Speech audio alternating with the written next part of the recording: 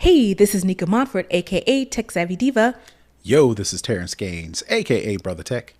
and welcome to the OS Show, the show for Apple snobs where we talk all things Apple and then some. Welcome back, everybody, to the latest episode of the OS Show. We definitely want to thank you for your continued support of our show. Also, to note, for some exclusive content to also get the show live and early, you can become a Patreon supporter. You can head on over to patreon.com/snobOScast to get all of the details. And with that, we are going to go ahead and jump into this week's show. We are going to kick it off with the lowdown, where we talk all things Apple. Well, it is finally here. iOS 17.2 was released on Monday in the afternoon, and it is now live. Before we get into it, have you upgraded all of your devices? Because it wasn't just iOS 17. iPadOS got an update. Sonoma got an update. watchOS got an update as well. Did you get everything for you updated and for the Brother Tech household? Because I know that you guys are a Apple household. For me, yes, I got my phone, my watch, my Mac, and my iPad updated. I can't speak for anything else in the house. The HomePods, they kind of do whatever they do whenever they do it. Same thing for my Apple TVs. They do whatever they do when they want to do it. I really don't be sweating those. But I did get them set up for my watch and my phone and my Mac and my iPad. Nice. I too got everything updated, but I was a little annoyed. I think we've talked about it before. I have everything set to auto update, and I don't trust that. Yeah, it came out Monday afternoon, like I said, at the beginning of the segment, and I checked this morning to make sure that everything was done, because I didn't check yesterday. I just kept kind of going as normal, and nothing was updated. And I'm like, are you kidding me? This is ridiculous. But I think the Sonoma was the only thing that was updated, because I think that dropped a little bit before, and I went ahead and updated that. But all of like my handheld devices, nah. And I was like, this is ridiculous. And I was so annoyed. But yeah, so it's a bunch of features in iOS 17.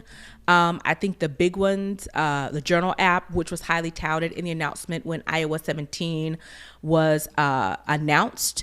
There are some updates to the Weather app, the Action button. If you have the iPhone 15 Pro line, they got some enhancements, also some camera enhancements for spatial video, and also contact key verification are a couple of the big ones. We'll put the article that we are referencing in the show notes, because it does list out the release notes for each of the OS updates. But again, it's a lot of stuff. And we're not going to read it here. What we are going to do is take a minute to go through our faves. Do you have any fave features for the new OSs? So the Journal app, surprisingly, I am not a journal person. I have never been a journal person, but this kind of ties in to the record your voice feature that we talked about last week. I get the impression with all the iCloud stuff with Siri, I get the impression that Apple is figuring out new ways to get users to provide more personal data. That Apple's not necessarily collecting it, but they're trying to figure out how to get people to include more personal data on their devices, so they can eventually roll out their version of AI.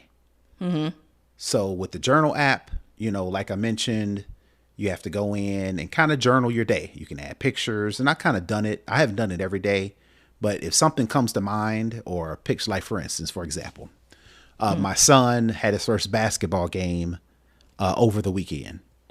And I find myself, as a proud father would, going back and like replaying the video that I caught of him shooting a jump shot, right? Proud father moment, his first official basketball score, right?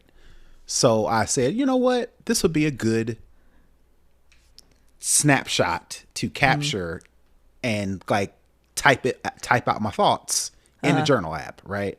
You know, so I was like, all right, you know, let me do something like that. So I personally won't be using it day to day. Here's how my day went. You know, I felt this way in the morning. I felt this way in the afternoon, yada, yada, yada. But I see myself capturing memorable moments, or if there's just something on my mind that's like, oh, this is something I may want to remember later on, you know, I'll use the journal app for that. In addition to that, like I mentioned, keeping it in the back of my mind, it's like, okay, I can see Apple rolling out something along the lines of some AI thing. So let me go ahead right now and just get this information in here, you know, i.e. using the Notes app more to kind of collect stuff, which I kind of already do, but using a reminder. So trying to use more of Apple's built-in native apps, you know, to add my personal data. So when Apple rolls out this AI, whatever they call it, I'll already have a lot of that data collected, right? So Right. I'm going to definitely use that more. Another thing that I'll probably end up using, you know, speaking of my son's basketball, I've already kind of peeped that the enhanced PDF autofill. And basically what that does is in a note, in iCloud Drive and documents, anywhere you have a PDF document, the enhanced PDF autofill will give you the ability to add things like stored addresses, stored email addresses, stored phone numbers, to where you can quickly fill out PDF forms. Because my son this weekend, he's got picture day, and they sent out the PDF form. And as soon as I added it to my notes, I had already updated to 17.2. As soon as I added that PDF form to my notes, it recognized and said, hey, enhanced autofill for PDF will let you enter in your address. So, you know, for whatever reason, the people who do picture day is still paper. So they want you to fill out the form in the little boxes that are kind of tiny and hard to put in individual numbers and letters. Yeah.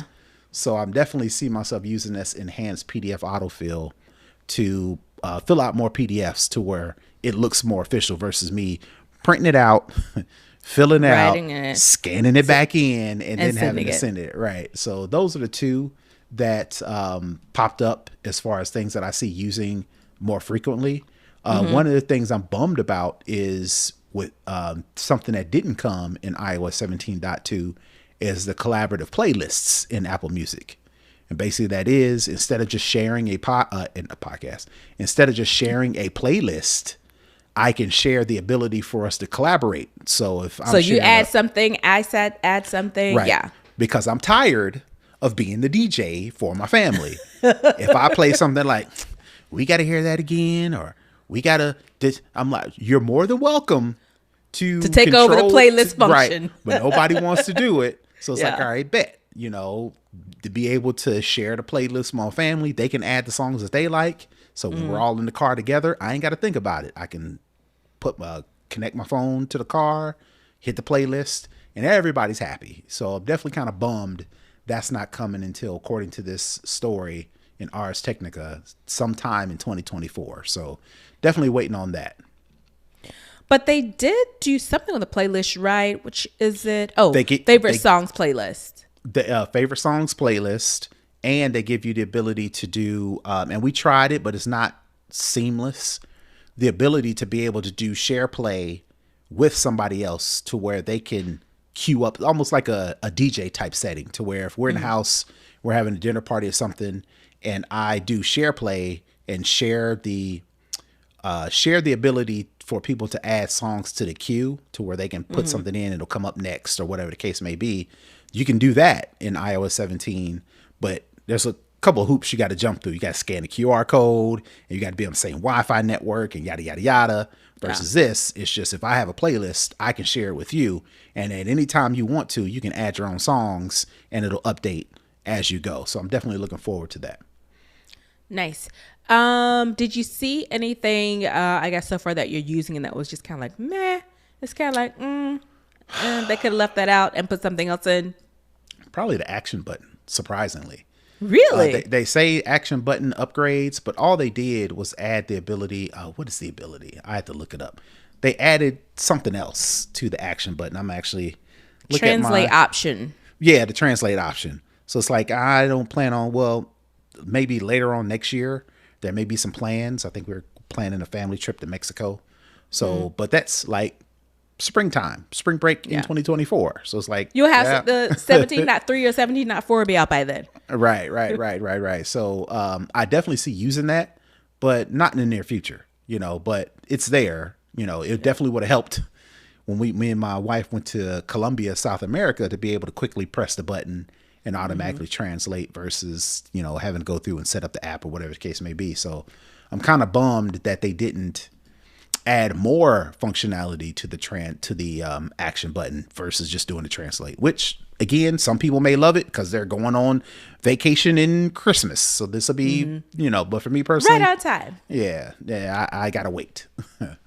Yeah. For me, I think the journal app, and similar to you, I have tons of journals laying around my house. And it's one of those things where sometimes it's like, usually during nostalgic times, like the beginning of the year, I'm going to journal every day. Or when you have a birthday, I'm going to journal. And it's just like, nah. But for me, I could really see the use of it. For me, like when I have an idea or something I want to remember or something I want to do, I voice note it. Click on the voice notes, say it, speak it. That gets a bit cumbersome because then you have to label it, or otherwise it'll just be a voice note and you have to scroll through and look for it, that type of thing. So for the journaling app, I think I'll use it more for like my quote unquote ideas book, because when something pops in my mind, I can pop it in there, keep going and go on to the next thing. And it's kind of chronicled in there. I don't have a 15, so the action button. I am a little interested to see, though, with this whole new spatial video, because I think it's going to tie in to the Vision Pro goggles and how that works. Of course, like I said, I don't have an iPhone 15, but I'm interested to see how the spatial video is going to really, feed into what we are expecting to see from the Vision Pro. So that's probably, to me, the most, interesting thing at this point would be, how does this the spatial video kind of work to, what that looks like and what that can give me an idea for on what I can expect from a Vision Pro. Yeah. Again, the spatial video, we got to wait until the Vision Pro comes out to see what the videos look like, because nothing right now, to my knowledge, if you take a spatial video, you won't get the effect on anything right now. So you don't. I didn't think so. I'm looking at the release notes, and the release notes says spatial video lets you capture video on iPhone 15 Pro and Pro Max, so you can relive your memories in 3 dimensions on Apple Vision Pro. So it allows you. So right now, what you can do is capture the video, but you won't be able to see the effects of it until the Vision Pro comes out. Right. Okay. Okay. And then another note, going back with the journal app, I would have liked the ability to. They give you the ability to lock the journal with your Face ID or your passcode. I would have liked to be able to customize that to where I enter a PIN that's different than my passcode. Than your passcode. And not just me personally, just for people. If you've got a family member and they've got access to your phone, you may or may not also want them to have access to your journal entries. Your innermost thoughts. Yeah. Right, exactly. So it would have been nice if they would have gave you the ability to add a PIN or change the passcode, to where you can lock that down. Similar to how they do with the Notes app. You can lock a note, but you have to either choose Face ID or Touch ID or a different passcode. I would have liked them to use that in the journal as well. Gotcha. Gotcha. And speaking of the spatial video, I did see some rumor that Vision Pro could be ready as soon as January. Don't know how true that rumor is, but it's out there, and it kind of would make sense if they're already putting the functionality in the 15 Pro line that is ready for you to see that video within your Vision Pro. So looking forward to that. As far as least favorite, I haven't really played around enough with the iOS to have a least favorite. So it's just like, I guess, it's nothing that really stands out that says, wow, this is something that I need to really get into and to play around with. But I'm surprised that the weather app kind of got some love in this release. I can't remember the last time the weather app has really, been touched so much in an OS release. So that's kind of interesting.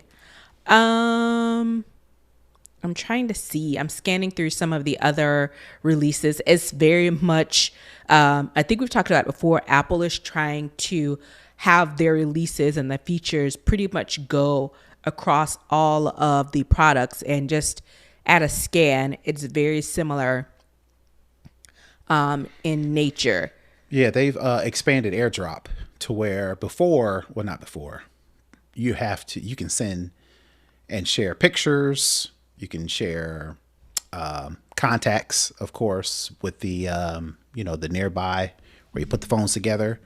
Mm-hmm. They've expanded that to where pretty much anything you have saved in your wallet as a pass, whether it be a boarding pass, movie tickets, concert tickets, any of those, you can do the bump, to share. And share it. Right, versus actually having to, share, manually go into AirDrop or emailing or however you used to do it in the past. Or texting or whatever, yeah.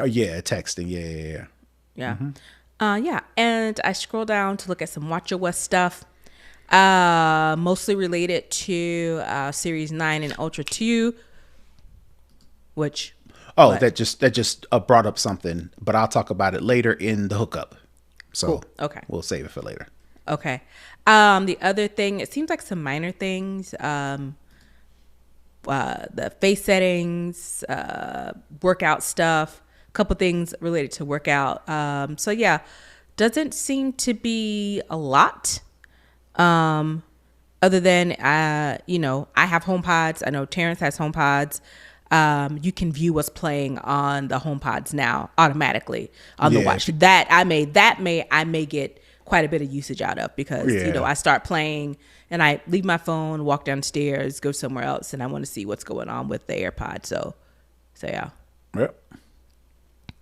All right. Next up, I think you talked about this before as well. When the new USB-C AirPod Pros dropped, I was like, well, I just want the case. My AirPods are perfectly fine. Well, now Apple allows you to buy just the USB-C case by itself without the actual earbuds, and that will cost you a whopping $99. Mm-hmm. The case is available now. It works only with the second generation buds. But the only thing is, if you're thinking about buying them for a Christmas gift, the delivery dates are currently showing after Christmas. So you will likely have to go into a store to actually pick them up if they have them in stock. But if you want to order them and send them somewhere or order them sent to your house, delivery dates have been pushed back until after Christmas. So, it would have been nice if they were $79. I mean, extra $20, $30 ain't killing me, but it'd been nice, that $100 mark is like, dang, even though in order to get USB-C, you had to spend a whole $249 prior to now, but I'm still kind of in the air. It's like, I have the second gen AirPods with the lightning port, but the wireless charging does it for me. I've got at my desktop where I'm doing my work and at my nightstand, both of those utilize the wireless charging. And that's enough for me. Very rarely have I been out and about and my AirPod case is battery has died, and I'm like, oh man, let me find a way to A plug it cable. up. Yeah. Even USB-C is like that's the new thing, and eventually I'll upgrade to it. But right now it's kind of like, do I want to spend $100 for a case with the functionality that I may use one time before the next Generation 3 AirPods Pro come out? I don't know. And for me, I dropped my AirPod. I washed them in the washing machine. They were in some workout pants. I had like a back zip pocket, and I was able to dry them out, obviously, and continue to use them. But the lightning port, does not work. But the magnetic, The wireless charging. the wireless charging still works. So I was like, Okay. I don't use a port anyway. Right. So not necessary for me. I'll save that $100 and put it towards something else. But for those of you out there who do want to synchronize, if you have the latest and greatest and you want to synchronize just to have one cable, to not have any more lightning ports, you can now get it for $99. It just won't get it until after Christmas. And there's some added benefits to the USB-C case. Specifically, it's dust resistant and it can handle water better. I'm not saying it's waterproof, but if you get, you're washing your hands and you splash up on the counter and your AirPod case is on the counter, the USB-C version of the case can handle that water a little bit better. So again, you have to decide if that's enough to spend a whole $100. If you are a what do you call it? A klutz. You're going to be out Like on the moi? beach, right? You're going to be in the beach, or like you said, wash your AirPods. You may want to pick it up, but again, you have to decide if $100 is worth that. Yeah. And the only thing that saved me for the AirPods was that, of course, I put them in a microfiber towel, but I found, of course, on YouTube, there's an app where there's a certain frequency that you put it through, it shakes all the water loose. And it did. And of course, they work fine, but there was no way to run the app on the case. Right. So it was just, solely for the charging, the wireless charging on the back. So I won't be picking this up. And, that's cool. I don't really, don't need it. Don't need it. So we talked about at the top of this segment, iOS 17.2 being released. There's no rest for the wicked. 17.3 beta is already out. And apparently one of the key things in this release that has all of the people talking is that there is a new feature that has been apparently highly requested. I don't know highly requested by who or how they captured that, but this article from iMore says it was highly requested, and it is the stolen device protection feature. And again, it's only currently in iOS 17.3 beta. You have to opt in. It doesn't come on by default. And the full, usage of this is expected to be available in 2024 when iOS 17.3 is released. So what is the stolen device protection? According to Apple's spokesperson, Scott Radcliffe, iPhone data is encrypted. I'll just read what his statement says. iPhone data encryption has long led the industry, and a thief can't access data on a stolen iPhone without knowing the user's passcode. In rare cases where a thief can observe the user's entering the passcode and then steal the device, stolen device protection adds a sophisticated new level of protection. What is that sophisticated new level of protection? In order to access certain parts of your iPhone, it requires your Face ID or Touch ID for authentication. For instance, if you want to check, account balances, anything related to your money, to get access to your iCloud account, and also for Apple Pay, in order for a thief who's stolen your phone to have access to that, they wouldn't be able to use that unless they authenticate through your Touch ID, if you have a phone that has Touch ID on it, or Face ID if you have a phone that has Face ID. So it basically kind of silos your different authentication methods. So yes, you may steal my phone and get my passcode, but you won't be able to get to some key functions with what most people want if they're stealing an iPhone is to get like your Apple Pay or banking information. Well, even before that, the one thing that they want to try to get first is the ability to change your Apple ID password. Mm-hmm. And with this new authentication feature, you will have to, or turn off Find My Phone, right? That's the other thing. True. Being able to quickly change your your Apple ID passcode. So you can't get in. So they can then change up to their own Apple ID and then use that to unlock the phone, to unlock everything so they can resell it. Because most people still in iPhones, they want to resell it. In my opinion, they're less likely want to get access to anything else. They just want to be able to get your phone, remove you from your phone, and then resell it. So in order to do that, they need to be able to access your Apple ID, right? So with this new encryption feature, this data verification, iPhone data encryption feature, you've got, like Nica said, you've got to verify through Touch ID or Face ID twice within an hour apart. Mm-hmm. So, that gives somebody time to, even if they do have your Touch ID or your Face ID through some crazy way, they've got to put it in twice an hour apart. That gives you enough time to spring into action and add some extra layers or wipe your phone so they can't ever access your data,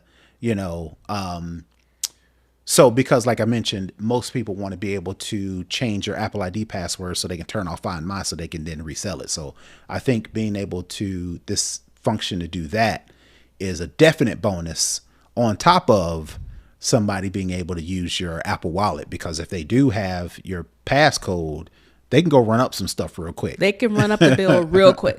Right. Real quick. So ability to turn this on, and then they have to authenticate through Face ID or Touch ID, not just your passcode. I think it's pretty dope.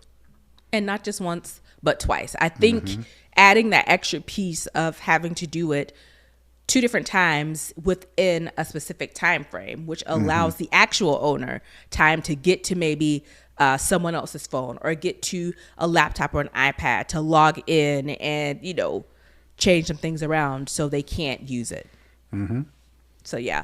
Again, as I mentioned, it is currently a part of the iOS 17.3 beta that just came out. And the full launch is expected when iOS 17.3 comes out in 2024. And I presume maybe spring, I'm guessing, since 17.2 just came out. But yeah, I think this is, you got to be crafty to get around thieves. So this is one of the ways that Apple is helping its users be a little crafty to get around thieves. Okay, the last thing that we have in the lowdown this week, Apple, I think we remember it with the spree killing in San Bernardino, which seemed so far away, so long ago, which it wasn't, when Apple was trying to, when the government, the law enforcement was trying to get access to the phone. And we've always talked about how Apple is very consistent in not giving access to people's data on their phone. Well, currently, push notifications were able to be obtained by police via Apple with a subpoena. But the subpoena doesn't really have any type of judicial oversight. Right. It's basically just the police saying, yes, we need this information because this person's bad. Right. But do you know if this person's bad? I don't know. But now Apple has put into place that you cannot get the push notification data without an actual warrant signed by a judge.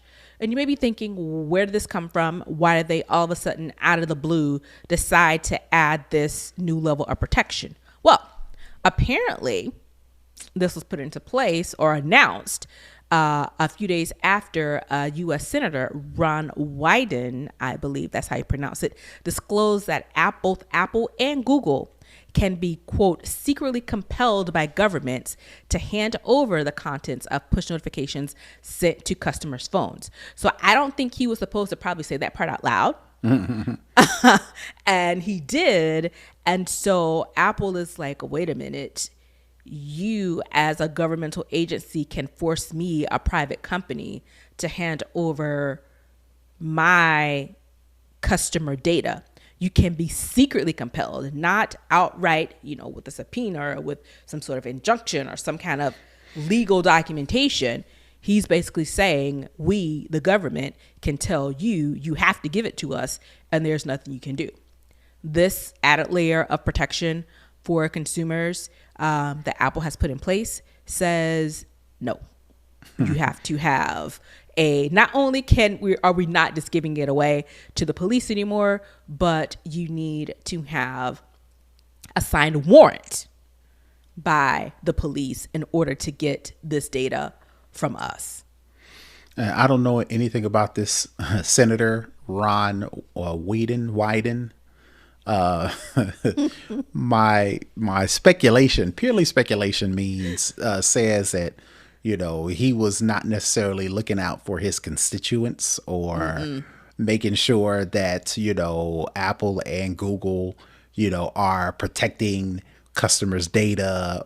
My guess is not necessarily CYA, because again, I don't know anything about this dude, but my guess he's like, wait a minute.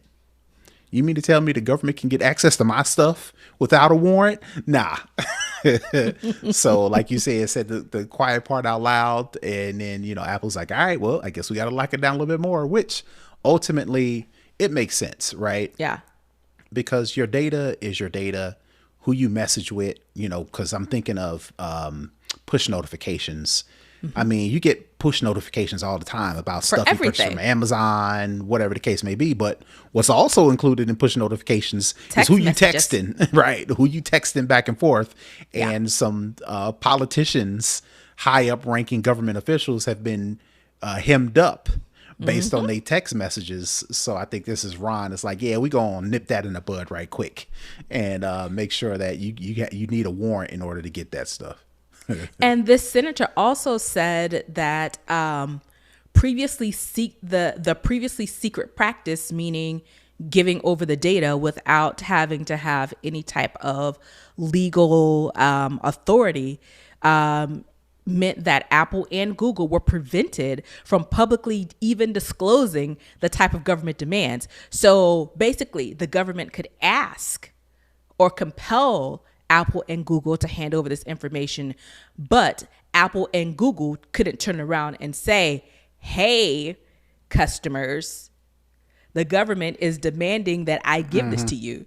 So it's all shrouded in secrecy. The fact that they can compel Apple and Google to give this information, and two, the fact that they can't tell you that they're giving over your information. They were giving your information that was demanded by the government. Yeah. So I did a quick search, and this Senator Ron Wyden, he is a Democrat from Oregon. It's I was just busting his chops. In reality, I think this goes to a larger issue because I did a quick little search, and I found this additional story. It says U.S. Senator Ron Wyden has warned in a letter to the Justice Department that unidentified governments are spying on Apple and Google phone users through their push notifications. The letter says his office received a tip last year that government agencies in foreign countries were demanding push notification records from the tech giants. Yada, yada, yada, push notifications, Google servers, the tech giants are in a unique position to facilitate government surveillance of how users are using particular apps. And this is Ron Wyden, who sits on the Senate Intelligence Committee. So basically, what this senator is doing is making sure that Google and Apple are protected hand over from foreign governments, not just, the police pulling us over or, somebody getting caught up in some scandal type stuff and they don't want to leak their text messages. Foreign governments, foreign agencies are trying to force Apple and Google to hand over this information. So Ron is like, no, we're going to lock this down to where you need a warrant. And in order for a foreign agency to get a warrant to pull records from a U.S. citizen's phone, you're going to need the U.S. government's intervention, which means the governments will less likely do it if they have to then contact the United States government. When before, it was kind of like they were trying to usurp and skip over the United States government and go straight to Apple and Google. Now the government is standing in the middle of that, basically. So it sounds like Senator Whiting did have altruistic intentions as it relates I'm a to cynic. this. I'm a cynic, but I'm gonna give him this one because I was ready to say my man got caught up or his kids or somebody he knows got caught up. And he's like, nah, let me go ahead and fix this. Oh, that's funny. So it's, you know what? I'm pleasantly surprised that that is the outcome. It's not the government, not the American government trying to screw over consumers. And we have to say that that has been very far and few and in between lately when it comes to the government trying to get access to our data. So good on you, and glad that somebody stepped in and said, nah, we're good. And glad that Apple stepped up as well. I'm not sure what Google is doing on this. I don't see, it wasn't in this article in TechCrunch. It doesn't have any contribution as it relates to Google. So yeah, we do know what Apple is doing, and you know, that's a good thing. That is going to wrap it up for the lowdown. We're going to head on over into Second String, where we talk all other tech. So I saw this going around on the Twitters today. Dropbox, which is a cloud storage system where people drop files. Probably the most popular one.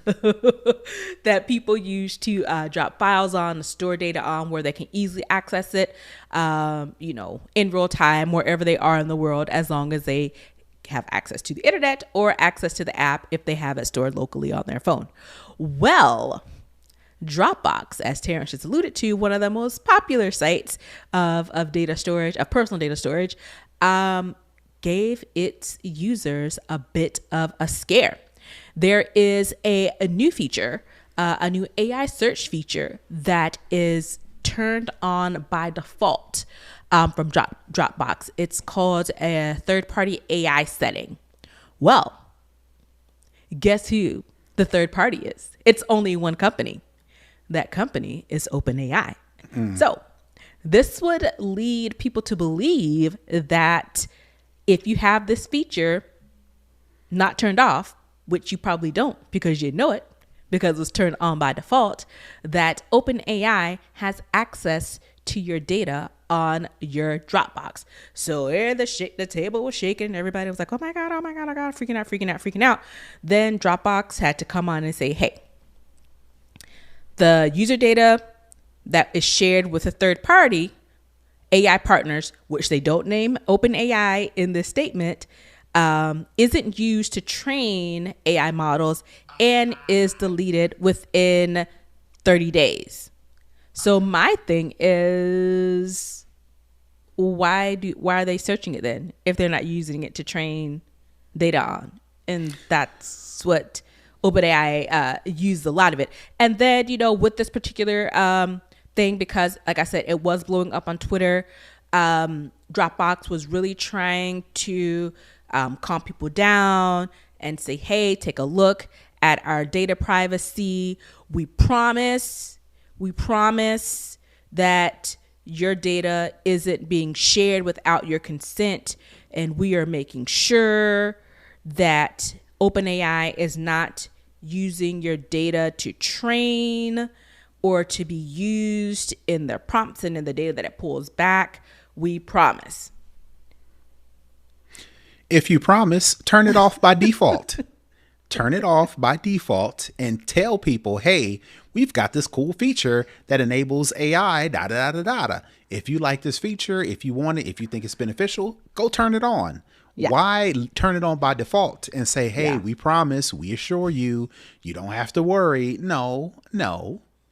Turn it off by default and convince people to turn it on. The fact that you have it on by default leads people to believe that you want to try to sneak Something this sketchy past. going on. And maybe not even sketchy.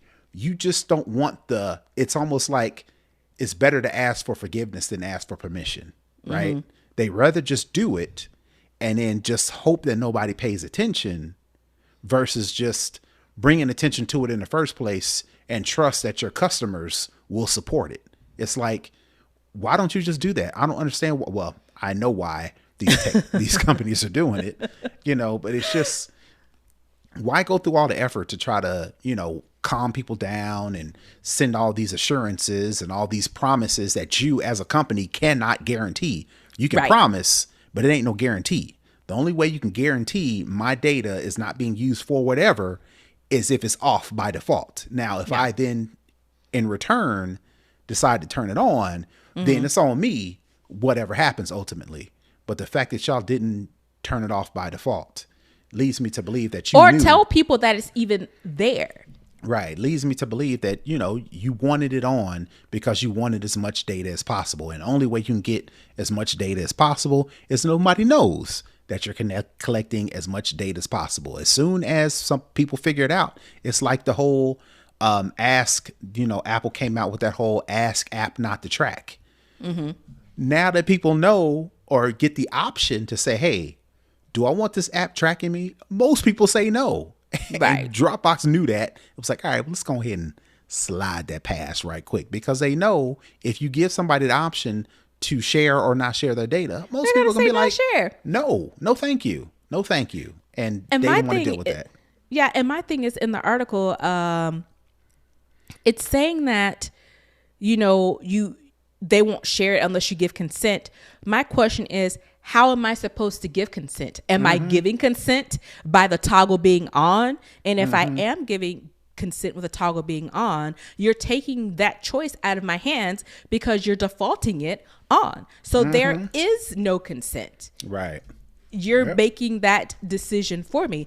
And how this even came to be, even in the knowledge base of the overall populace, is a writer by the name of Winifred Burton shared this information on Blue Sky on Tuesday. After they discovered, that the setting was enabled by default. So this writer is I don't know if they're the first one to notice. The article says they are, but maybe to even understand what this meant, because this is a writer, they do research, and it's like, what's this AI thing? And it's on. And then when they went to look at the actual FAQ for the AI privacy, they saw that deep down, buried in the language, it does say that OpenAI is the partner. Not partners, but a single partner. And I'm looking at one of the FAQ sections, and it says, who are Dropbox's third-party partners with an S for AI? And then below it says, we only use partners whose privacy policies and commitment to our customer rights and safety align with our own. At this time, we've partnered with one third-party partner, OpenAI. So they make it seem as if they have multiple partners, but they only have one. And they say that they only go with people or partner with people that align with them. How do we know that your alignment isn't a little bit off as well? There's a lot of assumption going on here, and it's not good. And then they say we only use third-party partners we've vetted. What does that vetting process look like? What are the stipulations? What did they have to check off the list in order to be vetted? It's just like, what does that mean? That could have just mean, somebody at this company, your homeboy, it works at a OpenAI, and it's like, oh, I know that guy. That's vetting. We went to college together. Right. He good people. What does that mean? It's just like, why go through all this on the back end when you can just on the front end say, hey, we have released this new feature that enables you to use machine learning with your Dropbox files in order to work faster, work smarter, more productivity, whatever the case may be. Please go and turn this feature on so you can get these features. It's like, why turn the features on and be like, hey, just relax, relax. No, nobody likes to be told to relax. Right. Nobody does. That makes people tease even more. Right. And again, back to my original question, we know what OpenAI does. If they aren't training their models on this, there's no benefit to them. What are they actually doing with the data that they scrape from Dropbox? What are they doing with it? Well, I was going to say there's no benefit from them to get the data if they can't train their technology. Exactly. It's like, why would I do that? What's the point? So that's why in my mind it's like, y'all lying. They just and you got caught. You got caught sooner than you expected. Yep. But they probably had a contingency plan to say when somebody does find out, because they ultimately will. We can just say, oopsies, we promise. But by this time, I'm not sure how long this feature has even been out there. None of the articles that I've read have said that. So at this point, OpenAI could have all of our stuff. Well, I think what are we going to do about it?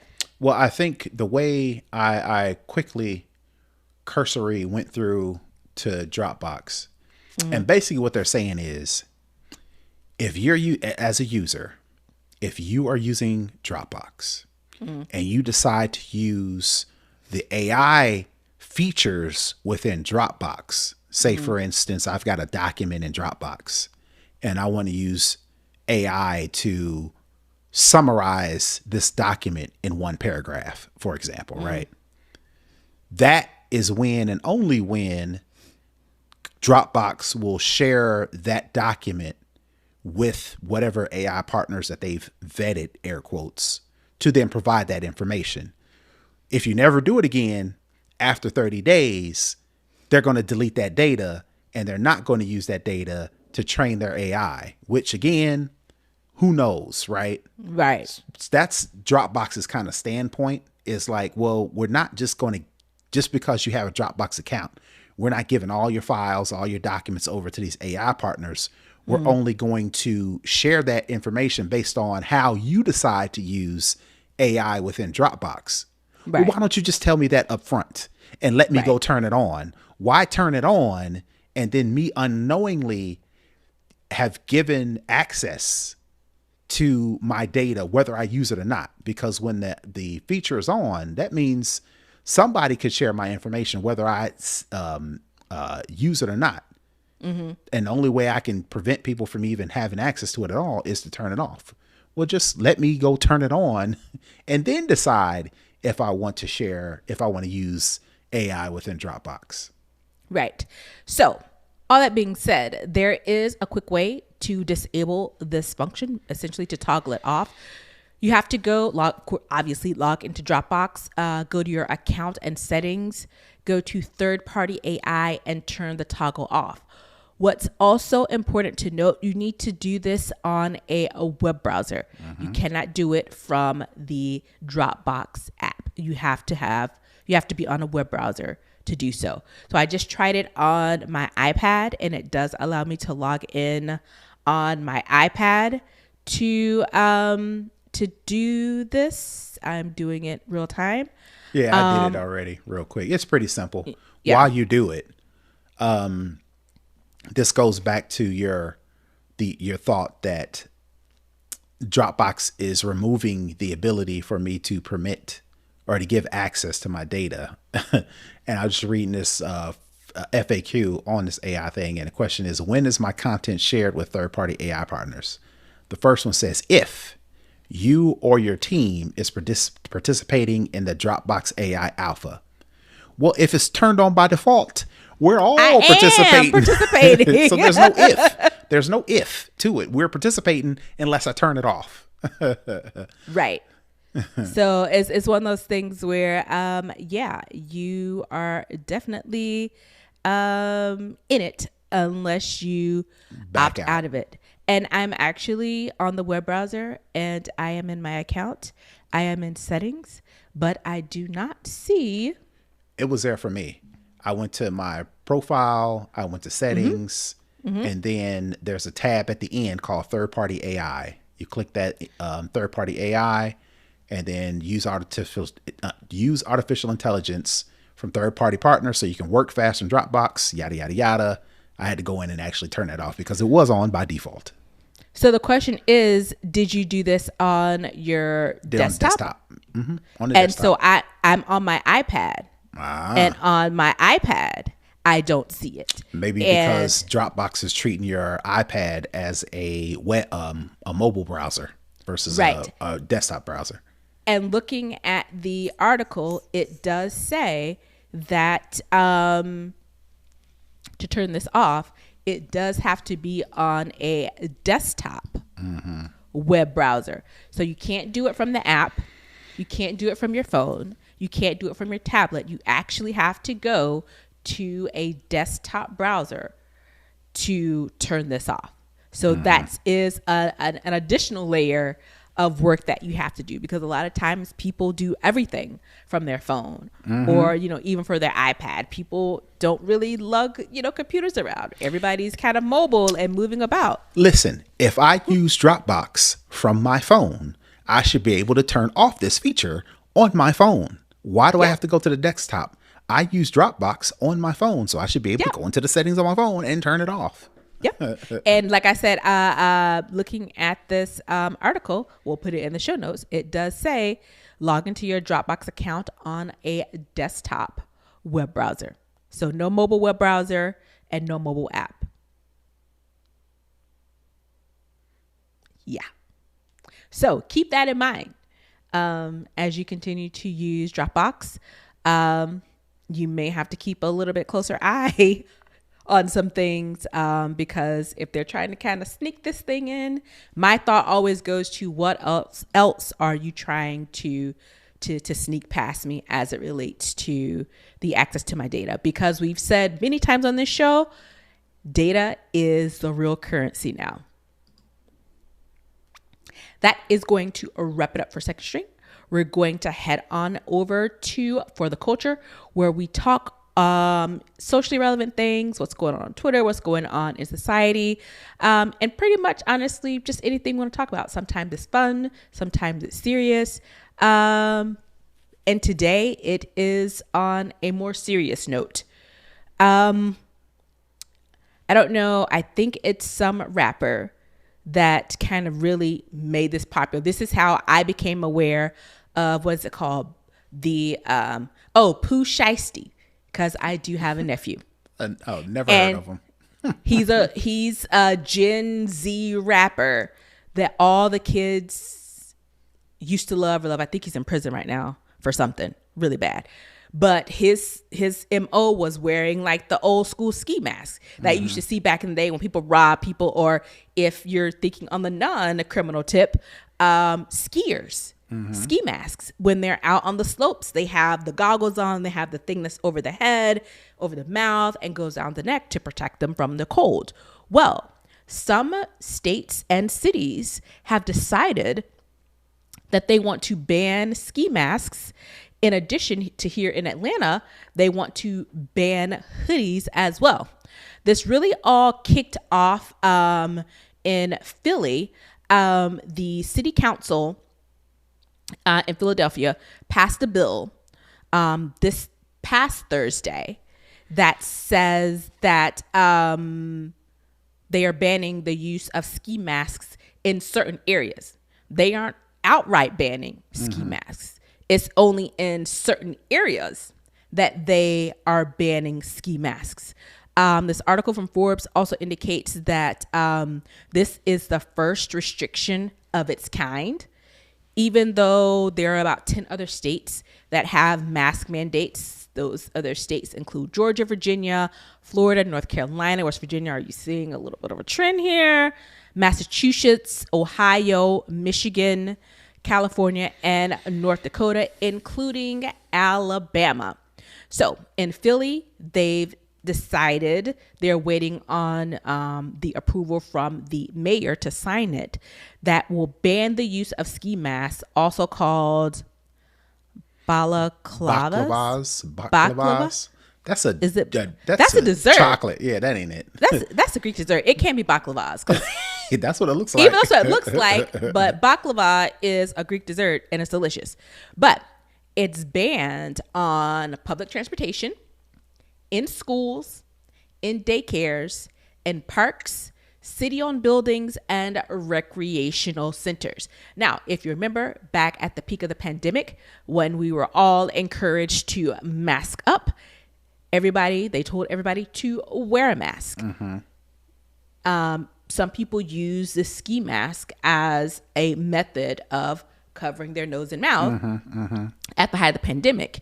Now, they're saying you can't wear them, and you can't wear them in certain places. Now, again, I did mention that other states have mask mandates. They are a little bit different than this basically all-out ban. In some places, it's, if you're wearing it in the commission of a crime, if it's in a costume, if you're doing it to hide from the police,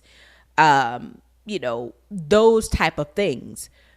Even so much as in Alabama, it's considered loitering if you wear a mask and you're congregated in a public place, unless for medical reasons. But in this, the thing with the Philly situation is it's an all-out ban on those 5 or so specific places. As it relates to Atlanta Atlanta City proposed to ban the ski masks and hoodies. So you can't wear a hoodie now. Fortunately for Atlanta, that proposal went nowhere. They shelved it because people were on their butts about it.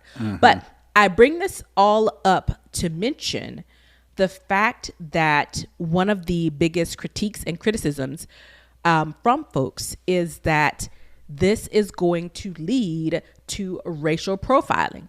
And my thing, specifically when it comes to the hoodie portion of this, who do you think they're going to stop if someone has on a hoodie? Because most people, especially this time of the year, have hoods on their coats, hoods on their sweatshirts, hoods on long sleeve tees. It really opens it up, like I said, for racial profiling. And in the case of Philly, they've limited to specific areas where, let's be honest, a lot of Black people are, and Philadelphia has a very large minority population. So I bring this all up to say that before, it's like, yes, you must mask, you must cover, it's necessary, you have to. Now they're going to ban them. Right. So in the story that we are putting in the notes in Forbes, it does mention that the casual use of ski masks in the city, Philadelphia, increased in 2020 during the COVID pandemic because, like Nica mentioned, they were encouraging people to mask up. And way some people in Philadelphia, where it gets cold in the winter, is they would use a ski mask to a twofer, keep your face warm and cover up during the pandemic. But it also coincided with an uptick in crimes committed by people wearing them, according to the bill, which is kind of obvious because if I was going to do the crime, I was going to do the crime anyway. But right. I just put the ski mask on because I also don't want to get COVID while I'm committing a crime. So you can't necessarily... And I likely have it anyway because of COVID and because of cold. Right. So you can't, it's a stretch. It's not apple to apple. Right. My thing is with this whole thing is it's going to give police another reason to profile, whether they're Black or white or not. If the police decide they want to interrogate you, pull you over, this will give them an excuse to do so. The probable cause. They may not even care whether you have a ski mask or not. They just decide, I want to pull you over. And this just gives them another legal reason to do so. They could, like I said, you could just be minding your own business. They see you. You may not even have the ski mask all the way down. You could just have it on your head. And it's just pulled up. And the police can legally say, we pulled you over because do you know ski masks are illegal? And then they use that pressure like they always do. What else you got on you? It smells like weed in here. Let me pat you down. Where you going? Yeah. Where you coming from? Who's your ID? Where all these other things that police use to kind of put you in a box. Tactics. To where you have no other options. You Recourse. think you have no other options but to comply. This just adds more ammunition for them to do so. And I would hope they tread lightly with this, because I get it. You know, when people do crimes, they want to conceal and cover their face. Again, ski masks are nothing new. They wasn't created during the pandemic. They wasn't created 2 years ago. They wasn't created in Philadelphia, even though they're popular in Philadelphia. They wasn't created in Philadelphia. So ski masks have been around forever. Why they're doing this now, I don't think it has anything to do with uptick in crime. I don't think it has nothing to do with popularity of people using them. It's just that the police are now have another tool in their toolbox to profile and intimidate. Unfortunately, like Nica said, most of the time, Black and brown people are getting profiled and interrogated more so than anybody else, right? So it's just kind of, it's a trickle down effect. It starts as, oh, we're trying to nip this in the bud before it becomes an issue.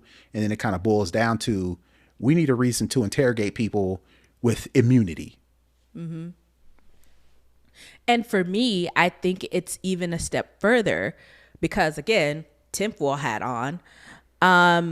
This just paves the way for governmental agencies to ban more clothing. What is it going to be next? Are they going to start banning burqas? Are they going to start banning yarmulkes? Are they going to start banning, the length of a dress? I mean, of course, that's, pretty far out there. But I say all this to say is it's a very slippery slope to start banning articles of clothing for people and using that as a tactic to be able to gain leverage to question someone that you want to, or to go after something, or to make a situation that is not in any way, shape, or form anything nefarious or traditionally wrong.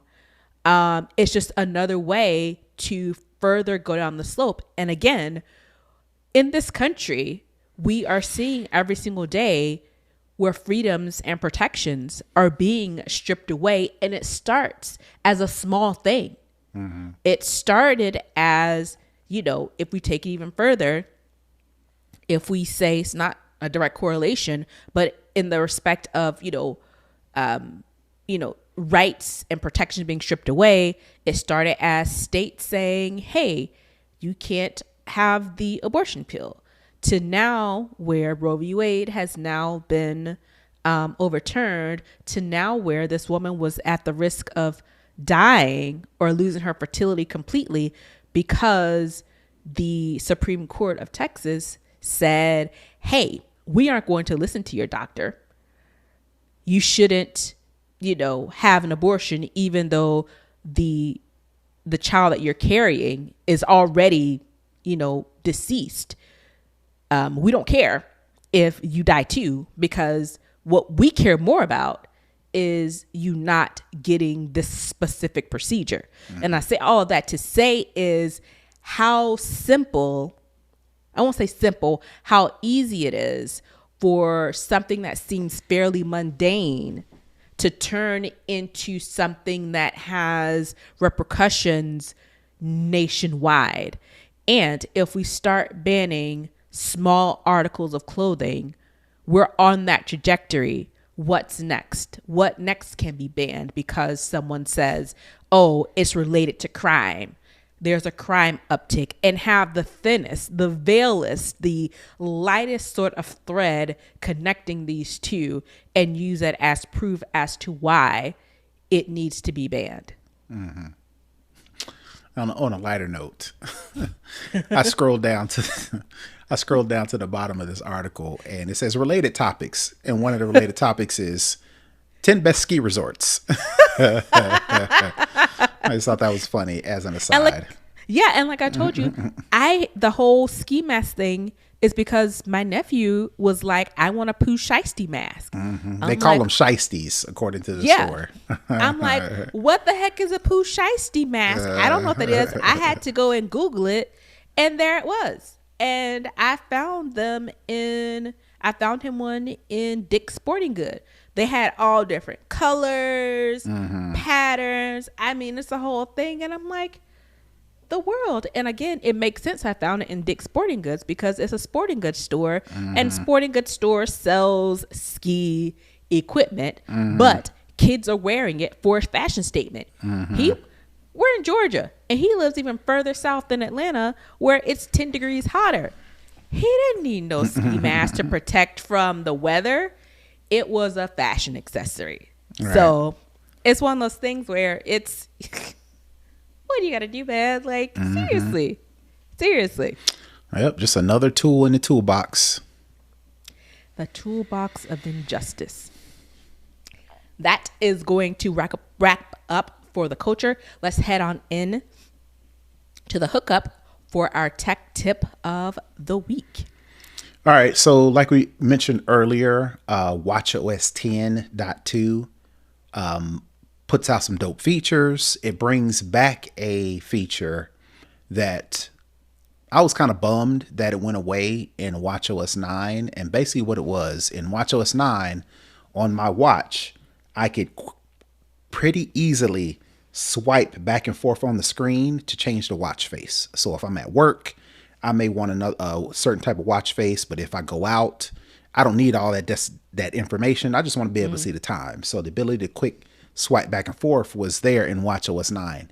In watchOS 10, when it first released, they took it away, and I actually had to press and hold the screen and then click edit and then change the watch face.